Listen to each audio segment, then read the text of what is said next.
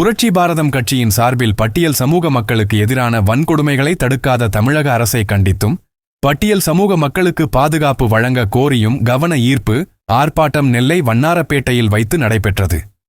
மாநகர் மாவட்ட செயலாளர் மணிகண்டன் தலைமை வகித்தார். மாவட்ட மகளிரணி தலைவி கனகராணி, ராதாபுரம் முத்துகிருஷ்ணன், மாவட்ட இளைஞரணி செயலாளர் நம்பித்துரை ஆகியோர் முன்னிலை வகித்தனர். மாவட்ட பொருளாளர் முகமது காசிர் வரவேற்புரையாற்றினார். மாவட்ட செயலாளர் நெல்சன் கண்டன உரையாற்றினார். இதில் மாவட்ட செய்தி தொடர்பாளர் இசக்கிமுத்து, மாவட்ட சிறுபான்மை பிரிவு செயலாளர் ராகேஷ், ராதாபுரம் தொகுதி இளைஞரணி செயலாளர் பிரவீன், ராதாபுரம் ஒன்றிய செயலாளர் மிக்கேல் ராஜ், ஒன்றிய பொறுப்பாளர் ஆனந்த், ஒன்றிய துணை செயலாளர் செல்வகுமார், களக்காடு நகர செயலாளர் ராதாகிருஷ்ணன், நகர இளைஞரணி செயலாளர் பால்ராஜ் மற்றும் நிர்வாகிகள் பலர் கலந்து கொண்டனர்.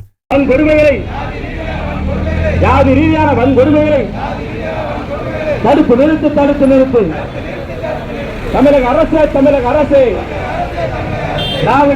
திராவிட அரசே சமூக நீதி ஆட்சியிலே வன்கொடுமைகளை தடுத்திடு.